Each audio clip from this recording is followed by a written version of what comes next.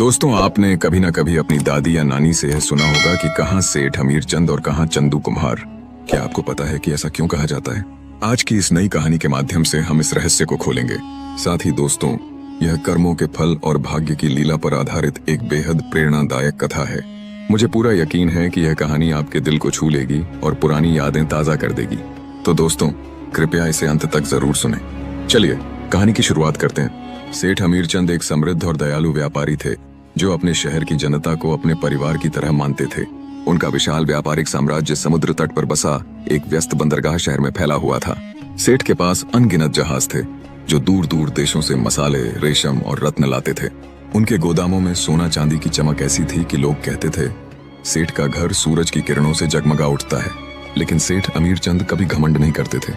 वे चापलूसों से दूर रहते और रात के अंधेरे में सादे कपड़ों में बाजारों में घूमते ताकि गरीबों की पीड़ा का पता चल सके।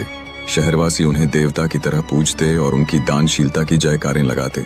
एक रात सेठ हमीरचंद अपने नौकरों के साथ बंदरगाह के पास टहल रहे थे। भी उनकी नजर एक टूटे फूटे झोपड़े पर पड़ी जहां एक बूढ़ा मछुआरा अपनी पत्नी से उदास स्वर में बातें कर रहा था। झोपड़े में एक मिट्टी का पुराना दीपक टिमटिमा रहा था। मछुआरा बोला, मेरी उम्र अब धोखा दे रही है। मेरे हाथ कांपते हैं। नेट फेंकना मुश्किल हो गया है। कोई बेटा भी नहीं जो मेरा सहारा बने। अब तो भूखे सोना ही भाग्य लगता है।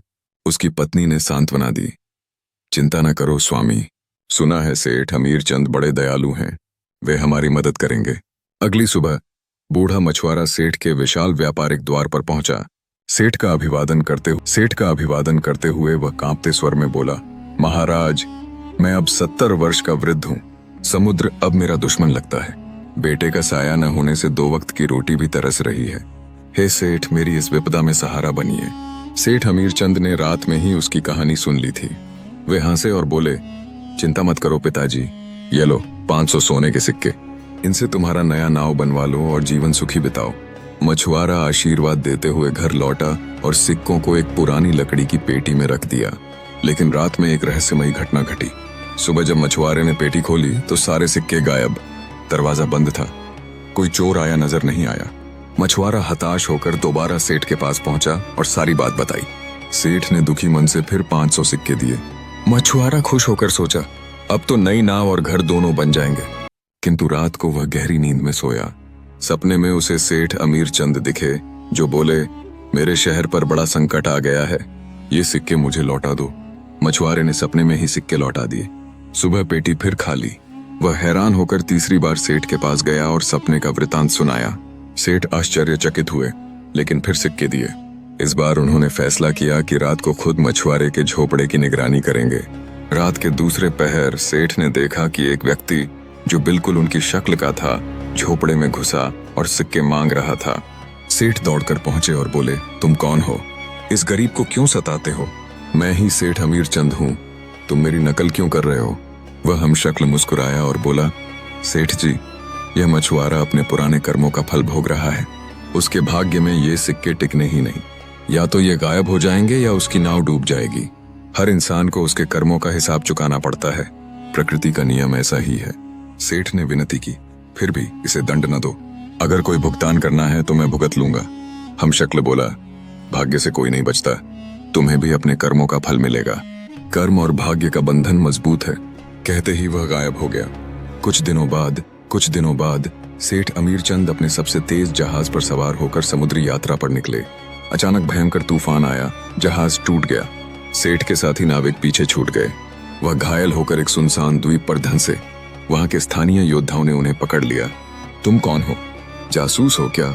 उन्होंने पूछा। सेठ चुप रहे, क्योंकि सच्चाई बताने पर वे शत्रु समझे जाते। योद्धाओं ने उन्हें पीटा और जंगल की गहराई में फेंक दिया।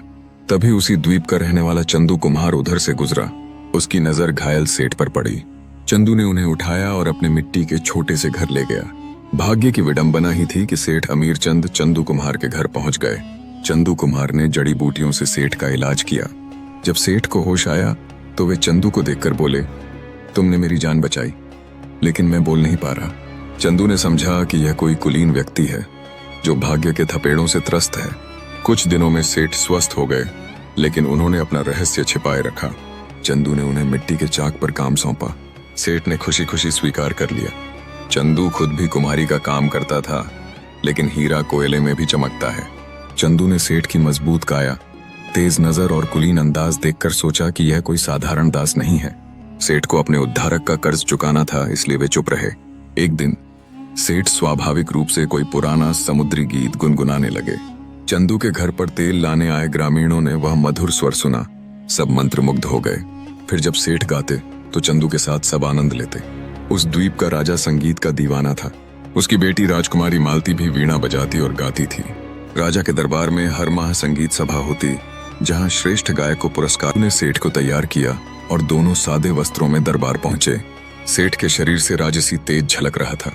बड़े बड़े गवैयों ने गाया, लेकिन राजकुमारी संतुष्ट न हुई। अंत में चंदू ने सेठ की ओर इशारा किया। सेठ उठे, हाथ जोड़कर प्रणाम किया और वीणा थाम ली। उन्होंने एक समुद्री राग गाया जो सुनते ही सबको बांध गया। वाह वाह की ध्वनि गूंज उठी।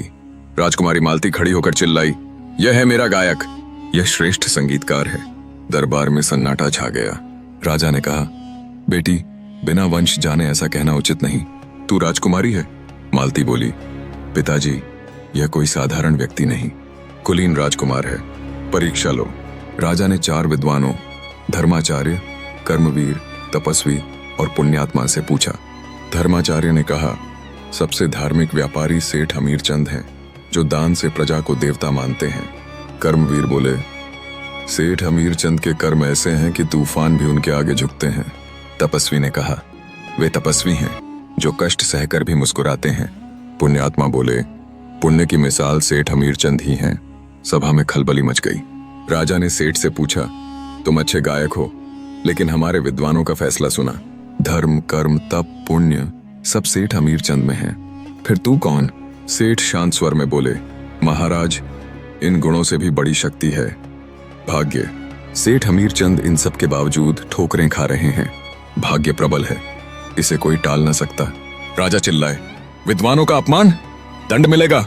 सेठ बोले, दंड बुरे कर्मों का, सत्य का नहीं। सत्य पर इनाम मिलता है। सभा गूंज उठी। राजा ने पूछा, कैसा इनाम? सेठ बोले, भाग्य ही इनाम है।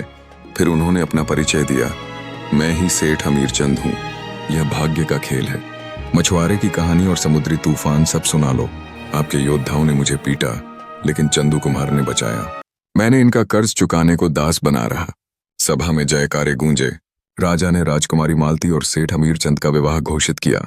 भव्य समारोह हुआ और भाग्य अब सेठ पर प्रसन्न था। दोस्तों, यह कहानी हमें कर्म और भाग्य के महत्व को समझाती है।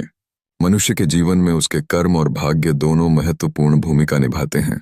अच्छे कर्म करने से जीवन में सकारात्मक बदलाव आ सकते हैं, लेकिन भाग्य की प्रबलता को कोई नहीं टाल सकता। सेठ हमीरचंद जैसे महान और गुणी व्यक्ति को भी अपने भाग्य के कारण कठिनाइयों का सामना करना पड़ा, लेकिन उनके अच्छे कर्मों, धैर्य और दया ने अंत में उन्हें सम्मान और सुख प्रदान किया।